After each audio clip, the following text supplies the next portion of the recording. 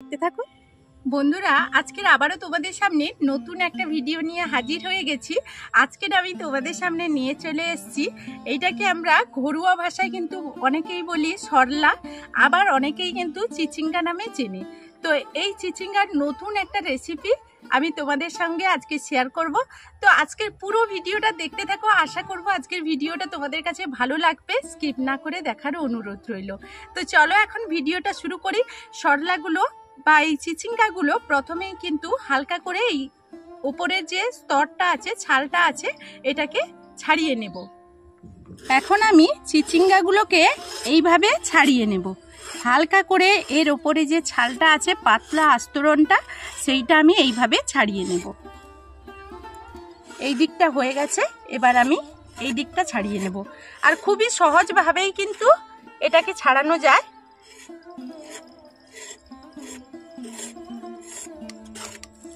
এখন আমি ছালগুলো খুব ভালোভাবে ছাড়িয়ে নিয়ে চিচিঙ্গা এইভাবে জলে একটু পরিষ্কার করে নিচ্ছি। আমি এই রেসিপির জন্য চিচিঙ্গাগুলোকে এইভাবেই কেটে নেব। এইভাবে মাছ বরাবর কাটার পর এই দিক দিয়ে কেটে নেব। জাস্ট এইভাবেই আমি সবগুলো কেটে নেব। তো আবারও একটা আমি এইভাবে দেখিয়ে দিচ্ছি। আর বন্ধুরা, এখানে একটা কথা বলে দেই, আমাদের যে বীজগুলো আছে এই চিচিঙ্গার মধ্যে, এইগুলো যদি নরম হয় তাহলে কিন্তু রেখে দেবে, আর যদি এগুলো শক্ত হয়ে যায় বের করে দেবে। এই যে চিচিঙ্গা বীজ দেখো একেবারেই কিন্তু নরম, এই জন্য কিছু বীজ আমার থেকে গেছে, আর যেগুলো পড়ে যাচ্ছে। তো সবগুলো চিচিঙ্গা আমি কেটে নিয়েছি, ঠিক এইভাবে একই সাইজ করে দেখো কেটে নিয়েছি। গ্যাসটা অন করে কড়াই বসিয়ে দিয়েছি। কড়াইয়ের মধ্যে দিয়ে দিচ্ছি বেশ কিছুটা তেল। প্রথমেই বলি, হাই হিটে কিন্তু কড়াইটা রাখতে হবে। আর কড়াইতে তেল দেওয়ার পরও পুরো প্রথম থেকে শেষ পর্যন্ত এটাকে ভেজে নেব। এখন পুরো হাই হিটে রাখবো। এখানে কোনোভাবেই কিন্তু আঁচটাকে কমানো যাবে না, এইভাবে হাই হিটে এই চিচিঙ্গাগুলোকে ভেজে নিতে হবে। দিয়ে দিচ্ছি স্বাদ মতো লবণ, দিয়ে দিচ্ছি স্বাদ মতো হলুদ। হাই হিটে এটাকে কিন্তু অনবরত নাড়াচাড়া করে খুব ভালোভাবে ভেজে নিতে হবে। এখানে কোনো রকম ঢাকনা দেওয়া যাবে না, তাহলে কিন্তু এটা সিদ্ধ হয়ে যাবে, এটা কিন্তু ভালোভাবে ভাজা হবে না। এই রেসিপির জন্য খুব ভালো করে এই চিচিঙ্গাগুলোকে এই হাই হিটে জাল দিয়ে ভেজে নিতে হবে। তো এখন আমি দেখো সবগুলো কিন্তু ভেজে নিয়েছি।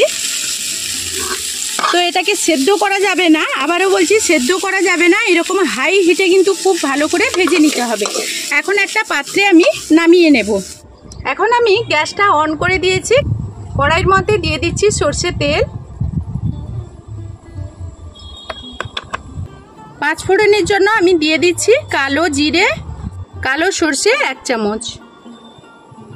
জিরে আর সরষেটাকে খুব ভালোভাবেই কিন্তু হালকা আঁচে ভেজে নিয়েছি। এখন আমি দিয়ে দিচ্ছি কুচনো পেঁয়াজ। আমি এই রকম সাইজ করে ছোট ছোট করে কুচিয়ে নিয়েছি। আর কয়েকটা কাঁচা লঙ্কা এইভাবে মাঝখান থেকে কেটে দিয়েছি। এখন খুব ভালোভাবেই কিন্তু তেলের মধ্যে কাঁচা লঙ্কা, পেঁয়াজ সবগুলো উপকরণ খুব ভালোভাবে ভেজে নেব।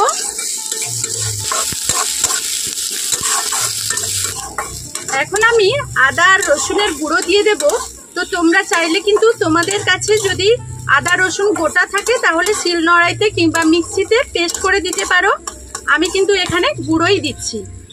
রসুন 1 চামচ, আদার গুঁড়ো 1 চামচ। এখন আবারও একটু ভালোভাবে তেলের মধ্যে ভেজে নিয়েছি।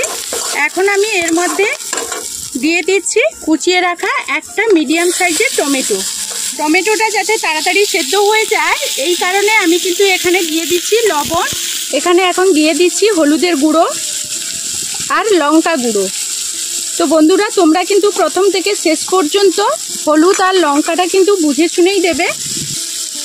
অল্প একটু জল দিয়ে দিচ্ছি যাতে গুঁড়ো মশলাগুলো যেন না পুড়ে যায়। ধনে গুঁড়ো 1 চামচ, তো আবার একটু জল দিয়ে ঢাকনা দিয়ে খুব ভালোভাবে মশলাগুলো কষিয়ে নেব। তো এইদিকে আমার মশলাটা ভাজা হতে থাক, এইদিকে আমি কয়েকটা নারকেলের টুকরো নিয়ে নিয়েছি আর কয়েকটা এখানে চীনাবাদাম নিয়ে নিচ্ছি।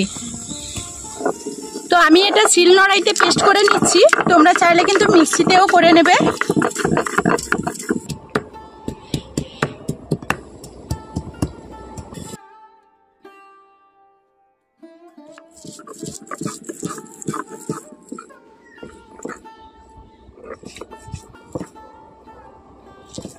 তো এখন নারকেল আর বাদামটা আমার বাটা হয়ে গেছে, আমি এখন এটাকে তুলে নিচ্ছি। এইদিকে আমি ঢাকনাটা এখন খুলে নেব। মশলাটা আমার খুব ভালোভাবে কষানো হয়ে গেছে আর মশলা থেকে অলরেডি তেল ছাড়তে শুরু করেছে। এখন আমি এর মধ্যে দিয়ে দেব যে চিনেবাদাম আর নারকেলটা বেটে রেখেছিলাম।